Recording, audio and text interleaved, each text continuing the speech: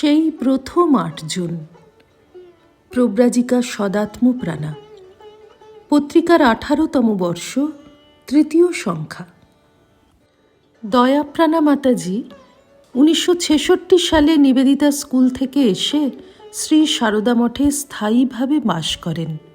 মঠে তখন পূজনীয়া ভারতীপ্রাণা মাতাজি এবং আরও অনেক প্রবীণ সন্ন্যাসিনীরা আছেন। নতুন নতুন মেয়েরাও ভারতের নানা প্রদেশ থেকে এসে মঠে যোগদান করছে।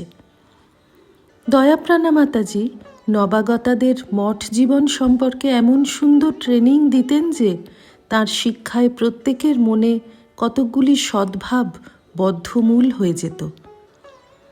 পূজ্যপাদ স্বামী প্রেমেশানন্দজি মহারাজের চিন্তাধারা থেকে সংঘ জীবনের ঐতিহ্যের পাঠ তিনি নিয়েছিলেন। নতুন আসা মেয়েদের তিনি বলতেন, তোমরা ভাববে যে এখানে যারা আছে তারা বিশাল শ্রী রামকৃষ্ণ পরিবারের অন্তর্ভুক্ত। তোমরা ঋষিদের পরম্পরায় সনক সনাতন, তাঁদের থেকে সুখদেব, সুখদেব থেকে গৌড়পাদ, গৌড়পাদ থেকে গোবিন্দপাদ, গোবিন্দপাদ থেকে আচার্য শঙ্কর এবং তাঁরই দশনামী সম্প্রদায়ভুক্ত শ্রীমৎ স্বামী তোতাপুরীর সন্ন্যাসী শিষ্য শ্রী রামকৃষ্ণ পুরী এবং মা শারদা ইত্যাদি শিষ্য প্রশিষ্য ক্রমে এখানে এসেছ। এটাই তোমাদের প্রকৃত বংশধারা।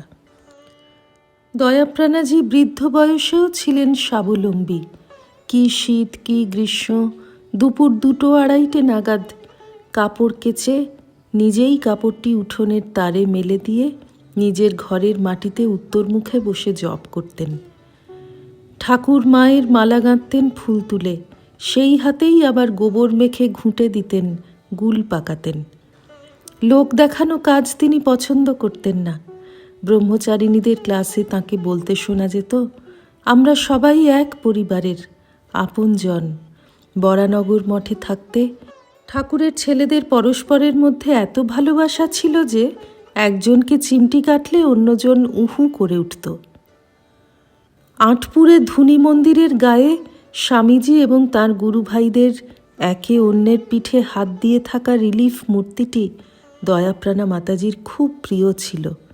বলতেন, আমরা সবাই ভাই ভাই, এই ভাবটা রাখবে।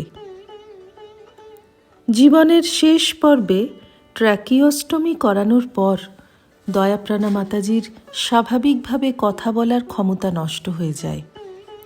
রাইলস টিউব পরিয়ে খাওয়ানো হতো, কিন্তু তাঁর প্রশান্ত হাস্যোজ্জ্বল মুখে ঈশ্বরীয় আনন্দের উদ্ভাস যে দেখেছে সেই বুঝেছে শরীরের কষ্ট তাঁকে স্পর্শ করে না। নিজেকে তিনি দেহ থেকে বিমুক্ত করে নিয়েছিলেন।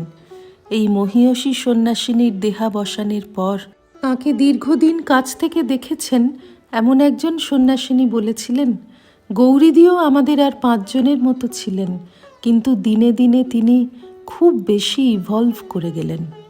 শুনে মনে হয়েছিল এই মঠে বাস করে সন্ন্যাসিনীরা দিনে দিনে ইভলভ করবেন, এটাই তো ছিল স্বামীজির প্রত্যাশা। স্বামীজির উক্তি, আত্মায় স্ত্রী পুরুষ ভেদ নেই, নারীও ব্রহ্মজ্ঞ হতে পারেন। একজনের দৃষ্টান্ত হাজার হাজার নারীকে আত্মজ্ঞান লাভে উদ্বুদ্ধ করতে পারে। শ্রী রামকৃষ্ণার্পণমস্তু।